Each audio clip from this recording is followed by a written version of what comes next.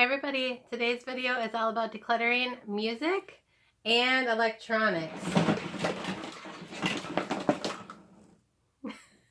How many of you have a bin like this that has all of these cords in it that you don't even know what most of them are for?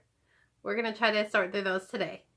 I will admit I'm going to need my husband's help for that. I know that he is the one who typically is in charge of hooking up this device to this device, and he knows what a lot of those cords are for. So we will take some time going through those together and hopefully keep what we actually know exactly what it's for and get rid of the rest.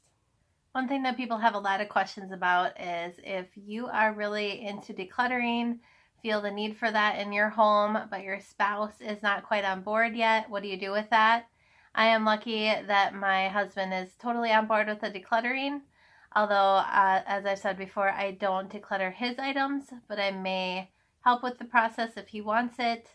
And I think that's important that we are not just taking our spouse's items and getting rid of them without permission, and that we're not nagging too much about that, pressuring them, because then they will regret the decision if they feel pressure. But if they come to it on their own, they won't. I've done a lot of research on that, just hearing a lot of videos from others who do a lot of decluttering, and it really seems unanimous that leading by example is contagious. So if you are decluttering your stuff, you are tidying up your areas, that will be noticeable to a spouse who lives with you. They will see how much more spacious your areas are, and how much easier it is to clean and keep up with, and hopefully a lot of times they do want your help or start that process on their own. So it may take a lot longer than you would hope, but I have heard that that is very helpful in a lot of situations, to just work on your own clutter, work on your own areas, work on your own items, and then hopefully other people in the household will want a similar effect. In this video, I just wanted to give an example of how I help in that process. I have asked my husband if we can go through this electronics bin, and he agreed that sure, that now is a good time to do that. So I have laid out a bunch of the items in categories so that it will just be easier. It's not just a big mound of everything. I have done a lot of the busy work of pulling things out and putting them in piles of different categories so we can really see how many items of each type we have. So that will help my husband find it easier to decide how many items he's okay with getting rid of. Maybe none, we'll see. But I think that this will really help the process. I have taken everything out of the electronics bin and lined it up on this shelf to make it a little bit easier for my husband to go through each item and see how many we have of each thing, and for him to determine how many he thinks we want to keep. I'm very thankful that my husband is very on board with all of this decluttering, and at the same time I really try not to declutter the items for him, although if he's in agreement with decluttering something, I can make the job a little bit easier for him. So I think this is a great way to do it. We have 4 sets of earbuds, 2 headphones, an Apple TV setup that we haven't ever used yet, but I would like to. So got to figure that out soon, or probably need to sell it. This Roku box that we do use, I think there's one item in it still that we have to determine if we need to keep that. A bunch of adapter cords here. See if he knows what those are for. This is our router.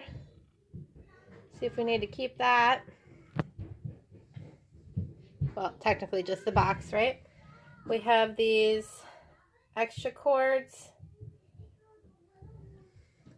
A couple of phones.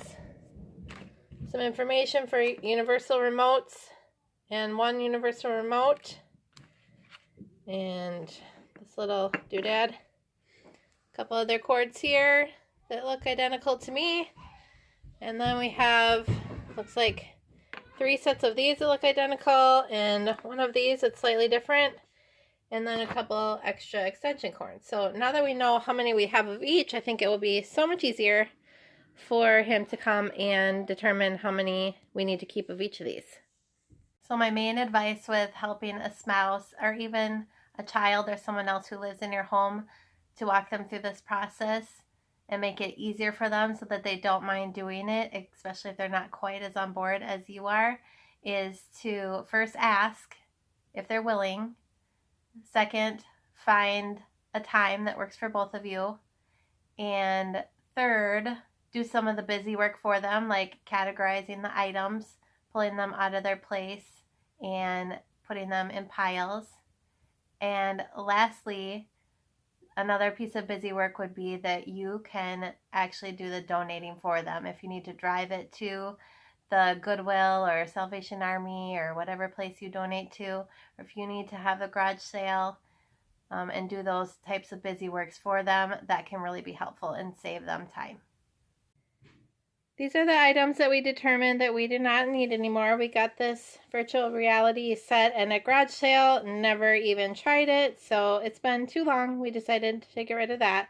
I do think that it really helped to organize these cords into different type piles before my husband looked at it, because he was able to see that we had multiples of certain things that were exactly the same and able to let the ones go that he felt we didn't need.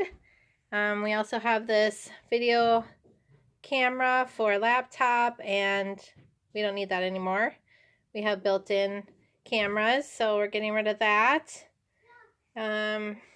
Old paperwork for some universal remotes we don't need. And we determined that we don't even have this router anymore, so we definitely don't need the box. In this video, I'm not decluttering a very large area, so I only have one before and after shot for you, but this mess speaks for itself.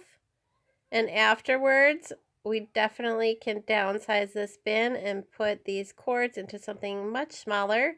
But you can see that they are so much more organized because there's only about half the amount of items that we kept. We can see everything that's in here, so I'm so excited about this declutter. One other thing that I did was wrap up all these cords with rubber bands to keep them more organized.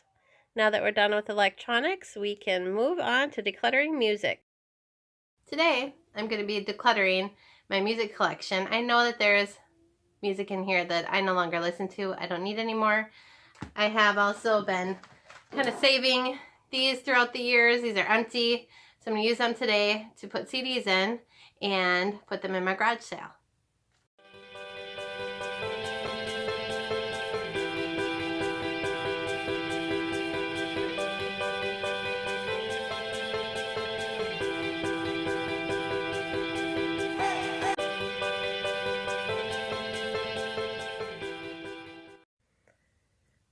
This is what I've decided to get rid of. All of these DVDs I can sell. These I will be throwing away or recycling, and these I will be giving away for free at our garage sale. This is where I keep my CDs. There's also another case in there for some home DVDs. Close it up, and no one can see what's in there. It feels so good to have one more space in my home decluttered. If you like watching videos like this where I go through my home and I declutter a small space at a time, please subscribe. I am doing 52 spaces in my home this year, highly decluttering them and organizing them, and I just can't wait to see the result at the end of the year. My goal is to have a more spacious home and to be able to have more time for the things that I value. I also love to hear from my viewers, so please leave a comment below. Do you even have CDs in your house still? Or do you just listen to digital music? I know I'm a little bit old school in that way, but there are just some things that bring back memories that I want to hold on to. How about you? I think what I learned from doing this declutter is that if I let go of the things that are not really that sentimental to me, then I just have more space and ability to use the items that are sentimental. I hope to see you next week as we declutter one more space in our homes together.